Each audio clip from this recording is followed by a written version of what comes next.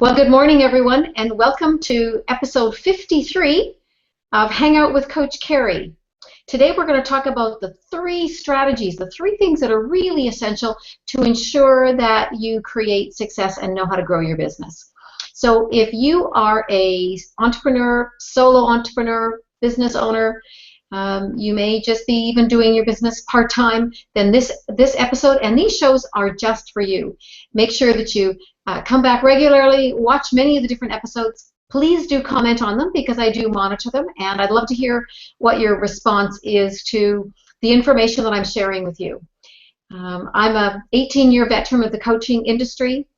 I've coached people just like you day after day, Monday to Friday, and I know exactly what the struggles and the challenges you're having and that you're facing to grow your business and create the success that you are passionate and desire. So today I've got a great panel of VIPs, and I'm going to have them introduce themselves to you so that you know who they are when they ask me some questions. And also, if you have a need for their product or service, I would really encourage you to check them out. So we're going to start with you, Bonnie. Bonnie Mitchell, tell everybody about you and what it is that you do. Good morning, Kerry and VIP panelists. I am Bonnie Mitchell, and I own a boutique design company called Mitchell Creative.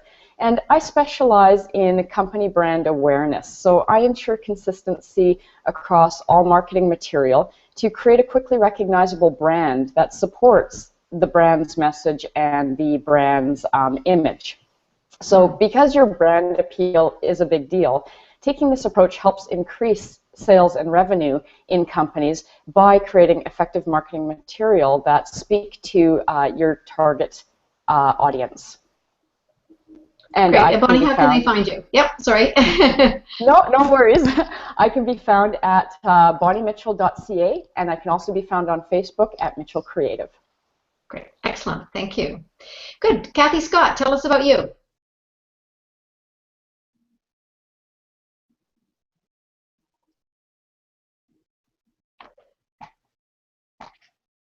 Kathy, are you able to take yourself off mute? Yeah, good.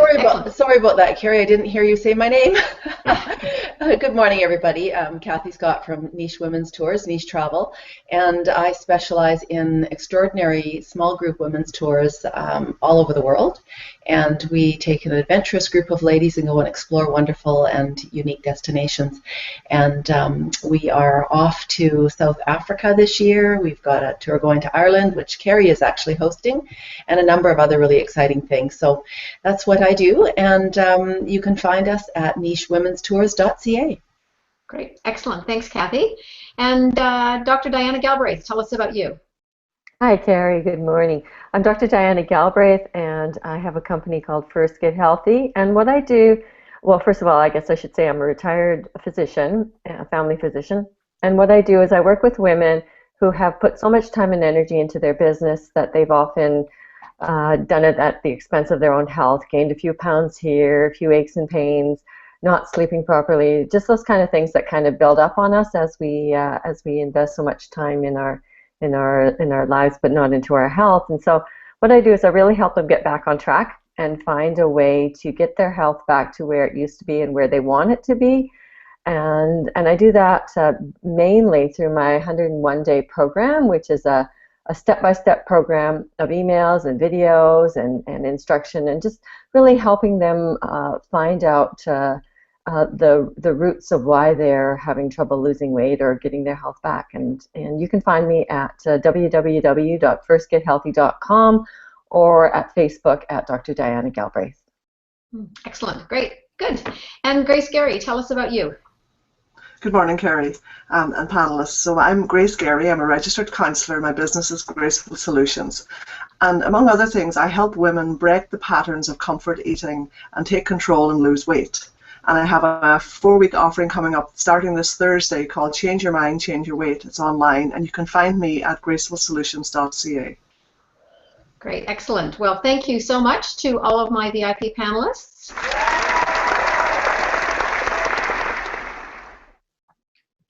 Really appreciate you being here and asking me some great questions, because I know you are a good sampling of the people who are watching these episodes, and so your questions are always really relevant. And I got some great feedback just this last week. Someone came up to me and said, "Oh my goodness, I knew you were doing these episodes, but I had a chance to listen to a few of them, and wow, all the information that's there, it was just so." So for me to hear that response from a person, because that's really why I do this. In my 18 years of coaching small business owners and entrepreneurs, I've worked with a lot of seven-figure companies as well, companies that have numbers of employees, and their challenges in a lot of cases are just the same. They just have more zeros behind them. So this episode and these shows is really designed to give that knowledge and that coaching experience that I've had with working with those people, and pass it on to you, because you don't. It's tough when you make a mistake in business. It's very costly. It's costly emotionally. It's costly financially. And so we want to make sure through these episodes that we're giving you the information that you can sort of short-circuit any of those processes. So today it's the 3 strategies to ensure your success in business, to grow your business.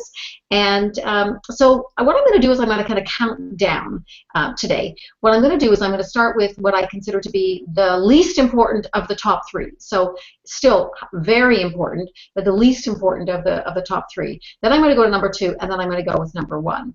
And I'm going to ask my panelists to ask me questions that come out of what I'm talking about. What are those pieces that might that I mentioned might actually bring up a question for them. So my very first one, what I'm going to call the number the number 3, is planning. And really what I'm talking about here is creating a strategic plan. Now, I know for a lot of you, when you hear that word strategic plan, it sounds like, oh, that's good for those kinds of businesses, but not for me. Either my business is in the very beginning, I maybe even just be thinking about my business, or again, you might be doing it part-time, or maybe your success isn't where you thought it would be, so you think, well, I'm going to do some planning when I have success. So here's the news.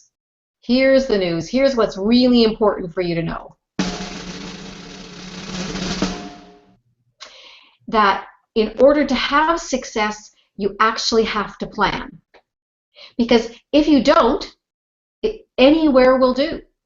Any direction will be fine without a plan.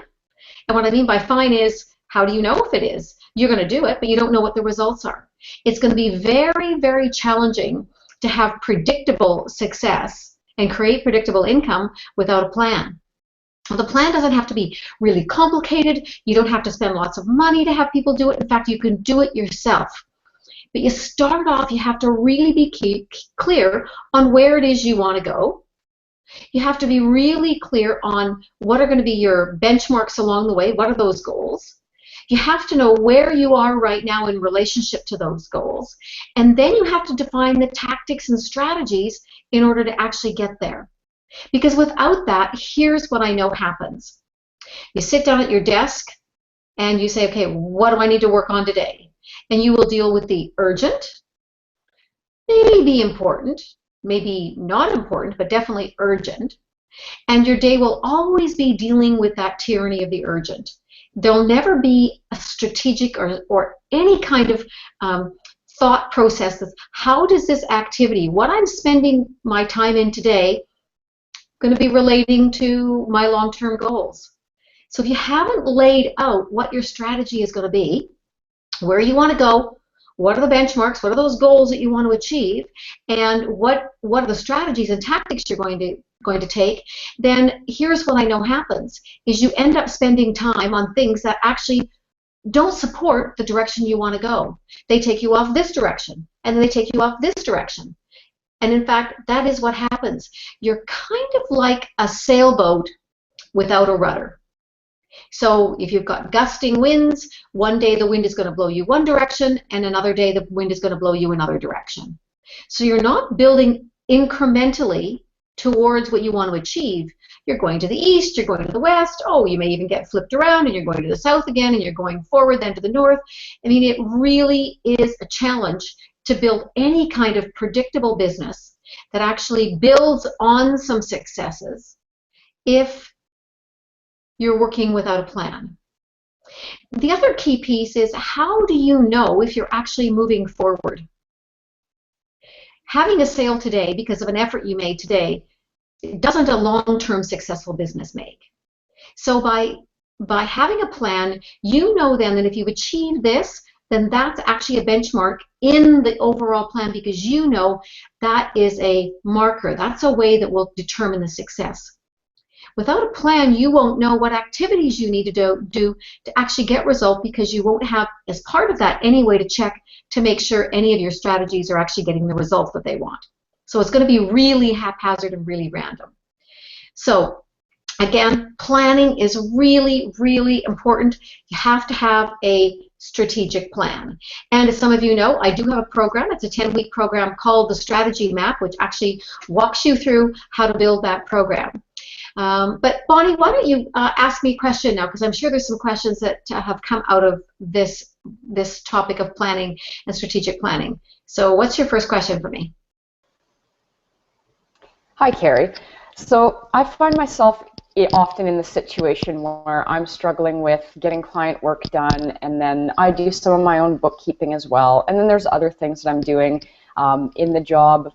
You know, there's home things that need to be done. So, and I'm sure a lot of people that are watching this struggle with those same priorities. So my question is, how do you prioritize your goals in your strategic plan? Great question, and I'm gonna answer a big picture question, which I heard in there as well, which is, you know, the day-to-day challenges, and I am going to talk about that in a moment. But again, with a plan, at least it helps you eliminate some of the distractions.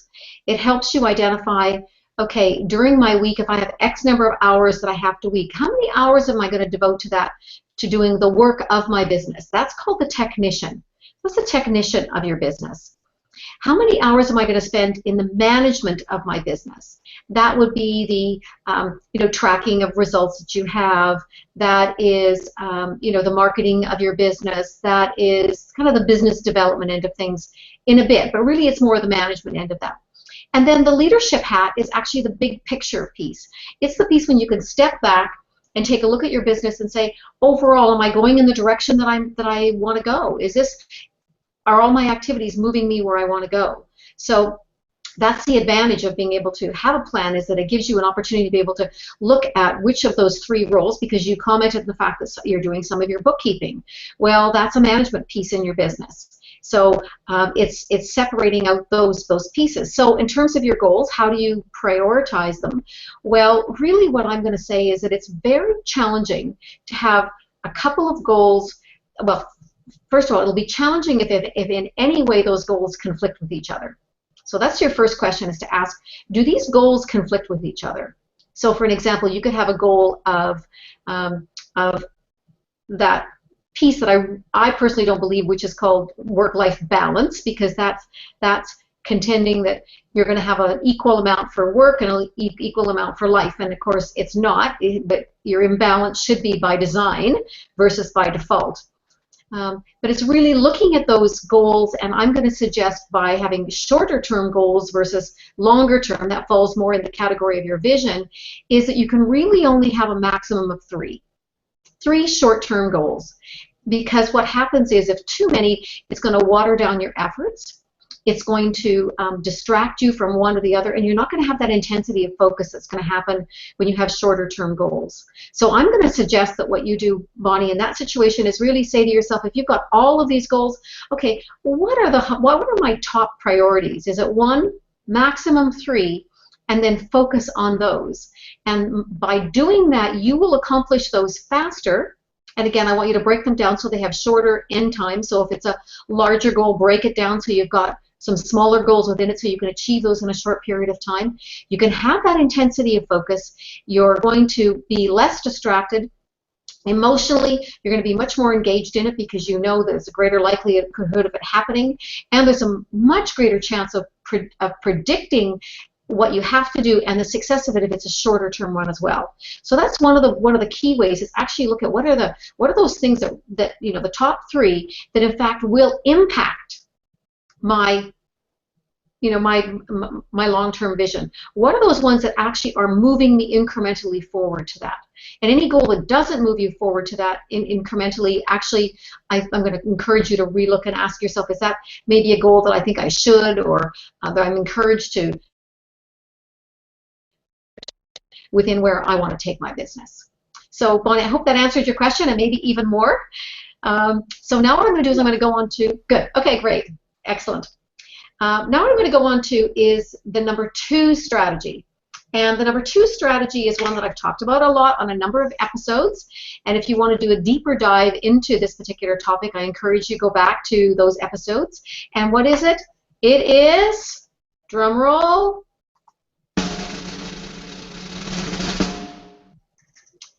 time management.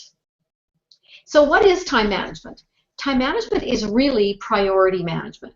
Because the fact of the matter is that Bonnie, Kathy, Diana, and Grace, you all have the same amount of time that I do. No one has any secret of being able to manufacture any more time. We've all got the same amount of time. So it's about determining how we're going to spend our time and making sure we're spending our time in the most effective manner. And the reason I put this as number 2 after the first one that I mentioned, which was strategic planning, is because really trying to manage your time or manage your priorities without having a plan is going to be so random and so hit and miss. How do you know how to manage it that's going to get you the results if you actually don't know where you're going and what are those strategies that are actually going to move you forward? So again, like I sort of alluded to in it, that top 1 to 3 goals, well then that's actually going to determine what are going to be your strategies. And if you have more than that, I guarantee you struggle with time management. No question about it. Because it's far too challenging to be able to fit all of those things in, wear all those different hats that you're wearing as a solo entrepreneur, from the technician, the manager, and the entrepreneur leader in your business. It's going to be such a challenge for you to be able to find time to do all of those 3 things. So again, how do you create better time management or priority management? Being clear on what your plan is, being clear on what your strategies and tactics are, measuring the efforts of what you're doing and seeing the results from them. And then what it'll also do is help you get really clear if you're doing things to fulfill some other need that you might have in you, but in fact won't directly benefit your business. And I'm going to suggest that if you're in a place where your income is less predictable than you'd like it, where your phone may be ringing but maybe not ringing as often as you'd like, if you're actually not in a position where you're turning down business or because people are your ideal clients or customers, then I'm going to suggest you're going to really narrow your focus and working on some fewer things at a given time versus trying to do far too many things, because that's what happens. We can start something but we can't finish it because then we got to go over here and we're pulled in all these different directions. So one of the things that I really believe in is that narrowing the focus and getting really clear on what it is that you're focusing on. It's going to help you in terms of your priority management.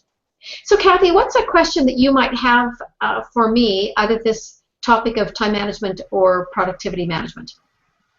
Well, I would say, I think, Kerry, probably lots of the viewers are in the same position, and I am for sure. Time management's always been a real struggle for me, again, wearing all the different hats. But I guess, where do you start? What's the number 1 thing to get you going on a good time management strategy?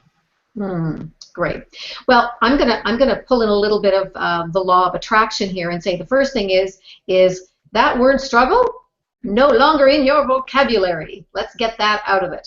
So, because again, what that's going to do is just going to bring more struggle. Is that a positive or a negative energy statement? Well, it's a negative one, so it's going to continue to bring you struggle. So I'm going to suggest that first thing off is we just switch that, okay? And again, the second thing, the second piece is, where do you start? Well, you look at your plan. And you say, okay, what are my short-term, let's say 90-day goals? And I think that's a really good place to put it. So that's part of your plan. What are my short-term 90-day goals, maximum of 3? And then from that, you're going to brainstorm what are going to be the strategies and tactics I'm going to use to move myself forward to actually achieve those goals. Because what that's going to do is that's going to help you in a day when you look at all what you have to do. Those are your highest priorities. Those become your highest priorities. Those strategies and tactics, they're going to help you accomplish those 1 to 3 goals. That's it. See, the problem, Kathy, is I face it as an entrepreneur like you and the rest of our panelists and the audience, is that we have far too many things that we're trying to work towards.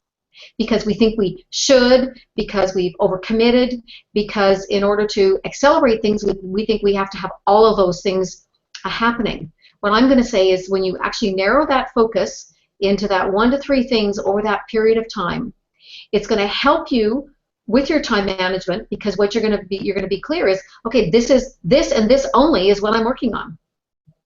And it's going to get rid of some of that, I don't necessarily want to call it guilt, but that feeling of, oh, I'm not taking care of this, and oh, I'm not dealing with this, and I'm not dealing with this. Well, right now those are parked because they're not part of your 90-day plan anyway. And then I'm going to actually throw out a little challenge, that if the panelists here in the audience, if you actually embrace this 90-day piece, and at the end of that 90 days, I believe you will actually, if you give it your intensity of focus and treat it like it's like it matters enough to you to align your life around it, you will have accomplished more in that 90 days than if you had a whole bunch of them that you would over the next year. And then what you're going to do is you're going to do another chunk of that 90 days, and again, you're going to treat it with that same intensity of focus like you would, and you're going to get that done, and I'm going to guarantee you what you will have got done in that 90 days will have been the equivalent if you just set some goals for the year. At the end of the year, you wouldn't have accomplished as much as if you had done in that 90 days. So again, you know, what's the number one place to work on first? Well, first of all, you have to have the plan. Then you have to be clear what your goals are, and then you have to be clear what those strategies are. And again, not 50 million strategies. Again, focus on those key things that you believe are going to make an impact. And anything else is over to the side, it's shelved for now, and you're focusing directly on getting those things, those strategies and tactics to accomplish that goal. And that will give you a much clarity of focus of what to be working on at any given time, Kathy, and for the rest of you who are listening. So great question. Thanks for that, Kathy. All right, so final drum roll of the day. The number one strategy, and I'm going to suspect that most of you won't be thinking this is what it is. It's accountability. And why is it accountability? Because here's the piece. If you have the plan in place, if you've done the third most important thing, and you've got your plan in place, and number 2 is you've got your time and priority management in place, you know your strategies and your tactics and everything else. The fact of the matter is our old patterns will come into place. Other things will come in and attempt to distract us. We'll have a crisis here or something else we've got to work on, and we're pulled off track. And without having some accountability in place, where you've committed to working on those things, where you have to show up, where in fact that word commitment means a promise. And I guarantee for each and every one of you on this panel and the listening audience today, is you feel pretty strongly that you keep your promises. That's kind of an integrity thing. You know, when we think of the word promise, if you make a promise to somebody, you're going to do everything you can to follow through on that. Would everyone agree on that? Would that be a yes? Yes, I would think so. So I want you to look at these goals and these things you've set as if you're making that kind of a promise. So the word commitment, I want you to think of the word commitment as a promise. But who are you going to make that promise to? Isn't it so easy to let ourselves off the hook? What happens is we have this faulty thinking that gets us into a place where we can justify why we're doing something or why we're not doing something. And if you're wondering, oh, do I ever do that? Well, your results speak for it. You are where you are because of the choices you've made. And the choices you've made have come from the thinking that you have. So maybe some of you have a little bit of stinking thinking. You know, maybe it's time to ask yourself, okay, what's my perspective, my belief? And I will tell you, it's challenging. It's not impossible, but it's challenging to do that on our own. So why I've put accountability in the #1 position here is because making a commitment to someone that you respect, someone that you will treat it as if it's a promise, will help you deal with that sometimes sort of letting yourself off the hook with the, oh, really, well, tomorrow will be okay for me to deal with that, or, oh, that'll happen next week, or, you know, it's funny, sometimes what we do is we think, oh, well, something miraculous is going to happen next week or down the road, and the results are going to happen.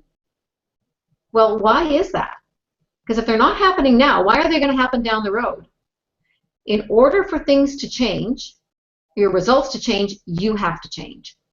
You have to change in terms of what your thinking is. So you need someone to be able to maybe challenge that, but you also have to put some new structure in place that will force you to put that little extra effort, that will challenge you to think about that thinking that you have, that thing where you're going to put something off, or in fact you're going to take something else on, because that person that's holding you accountable is going to challenge you. Well, okay, you said this was your priority, and now why is this a priority?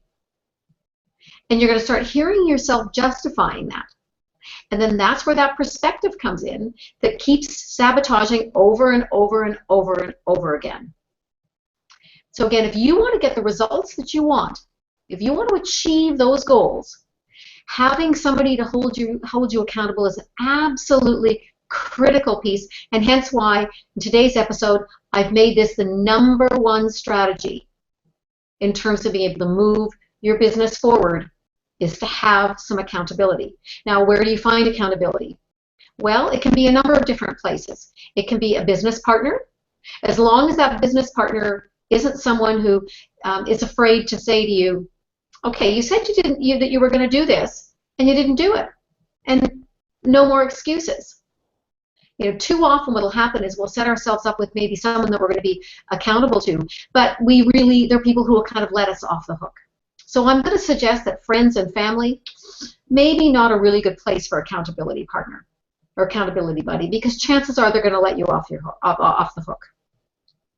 And usually it's best if you have a little bit of skin in the game. Now, skin in the game can be your reputation. So if it's somebody that you're doing maybe another person in a business just like yours, and you decide what you're going to do, and maybe they don't live where you are, so you're not competitors to each other. Well, the skin in the game is your reputation, because this person sort of a competitor to you. Well, you're not going to show up and say that you haven't done what you said you were going to do, because your reputation is there. So that's some skin in the game. Having a partner maybe what you decide is you're going to put some consequences in place, that if you don't get it done, it's going to actually cost you, not just emotionally, but actually with money. So maybe there's something that you're going to put in place that's going to cost money, and that person has to be prepared to say, pay up. Of course, the other thing too, of course, which I'm a huge fan of, and why coaching is so successful, is because in order for people to have a coach, they actually put money, they actually pay something. So when you've got that kind of skin in the game, because money's hard, to come by. It's one of your valuable resources, one of your two, time and your money, and you're committing both of those to a coaching relationship with someone who's going to hold you accountable, that you have respect for. You're more likely to show up and not ask to be let off the hook, because you have made a promise to that person, and your reputation and how you feel is there. So that's obviously the reason why I put that as the top one. So Grace, I'm going to ask you to ask me a question that comes out of everything that I've done today as we wrap up our episode today. I'm sure you've got a good one for me. Yes, I have. It's also useful. Kerry, I was thinking the time management's a little bit of like mind management. You're trying to manage your mind to do what you wanted to do. And I was curious about what would be the first thing in terms of procrastination that when you find yourself in the sinky swamp of not doing what you're supposed to be doing and you want to pull yourself out of that swamp and back onto the road, what would be one thing you would suggest as a starting point? Great. Well, I think there's a couple of questions you actually want to ask yourself, because procrastination is usually, it's the word we use for actually maybe fear. So one of your first questions may be, is there some fear about this particular activity or what I've committed to do? And by unpacking if there's some fear there, then that's a place where you want to look at, okay, what's causing the fear? What's that about? Is that real or is it imaginary? So you said that it's about managing the mind. Absolutely. So asking yourself when you're procrastinating, is there something I'm fear-based here that's getting in my way? The second one is, am I procrastinating because I'm not aware of what the next steps are? So often we'll commit to something, and yet we're unclear what the next first steps are. And when we don't know what those next first steps are, we'll avoid it, we'll procrastinate on it because we actually don't know what they are. So identifying that that's what the procrastination is about, then the next question, of course, is, well, how do I find out how to do that? How do I, figure that out? Or maybe it's just you haven't stopped and figured out that you actually do know, but in this moment you haven't laid out what it is, so you don't know what your next action steps are. So that's maybe your second question you're going to ask is there some fear around this? One of the third questions I'm going to ask you is, what's missing that if it was in place, I would be moving forward on this, whatever this action step happens to be? And I'm really fond of that what's missing question for so many things, because so often it's challenging for us to think what do we want, but we really know what we don't want. We know what's missing. So in that situation, I would say is what's missing that if it was in place, I'd be moving forward. And that may be very revealing. It may be, well, I don't have a deadline. So maybe I need to have a deadline. Oh, maybe I need to commit to somebody to do it. Maybe I need to buddy up with somebody to say, I'm going to get this done. Maybe I need a little bit more information. So it can be very revealing, that what's missing question that's there. And then I think maybe the fourth one, and I'll leave it with those four questions, because I think within these four, you'll find your answer there. And that is that, am I really committed to actually doing this? Does this, whatever this happens to be, tie in with what I've identified my long-term vision is? Does it actually fit with what is important to me in terms of my mission for my business and my values? Does it actually move me closer to what I've said is this short-term goal I've set?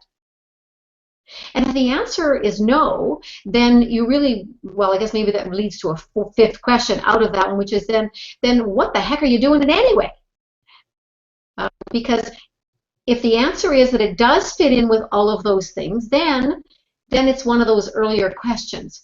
And if the answer is that no, it really doesn't, or I'm foggy as to how it is, so you may have to relook at it and understand how it all fits in with it. Because the fact of the matter is, each one of us may have some aspect of our business that we don't enjoy doing. But if we actually know that doing that activity without a doubt will absolutely make an impact on our business, I guarantee you'll figure out how to do it, you'll put some structure around it, and you'll actually do it. Because then it's all tied in place. So Grace, did that answer your question for you? Yes, it did. More than enough. Yes, thank you, Kerry. Great. Okay. Well, what I want to do with my panelists today is just ask you quickly, what is your number one thing you're taking away from today to maybe help, and it may not be related to the question you asked, but I want you to think about that for a moment. And I just want to, for the audience that's listening, if you liked what you heard today, please connect with me on social media. You can find me on Google+ at HangOutWithCoachKerry, and in fact, you can join my small business community there, which is Passport to Growth by Kerry Brown. So come and join my group community on Google+, where there's all sorts of tips and stuff, and it's a great way for you to network with other people that like this material. And you can also find me on Facebook, Twitter, and LinkedIn at Kerry Brown Coach. And Kerry is spelled Kerry. So again, Twitter, LinkedIn, and Facebook, my Facebook page, Kerry Brown Coach. Come and like my page, follow my tweets, connect with me on LinkedIn, follow what I post there, and you'll get more ideas and tips and strategies just like this. So, okay, panelists, we'll start with you, Bonnie, and we'll end up with you, Grace, and then we'll sign off. So, Bonnie, what's your number one thing you're taking away from today's episode? Well, there's actually a lot I'm taking away from today, but probably the one that left the most impact with me was the question, what's missing that's keeping me from moving forward? I think that's a really good, honest question. Great, excellent, fabulous. Kathy, how about for you? Well, I think for me, Kerry, it's picking the top 3 things and sticking to those 3 things for me. Great, excellent, good. Dr. Diana, how about you? Oh, that was really, really great, Kerry. I think it's determining if I'm not doing something, is it because it's really something that's necessary for my business, or is it something that I should let go of and just, and again, focusing on those 3 priorities, I think is really, really good too. Great, excellent, good. And Grace, how about for you?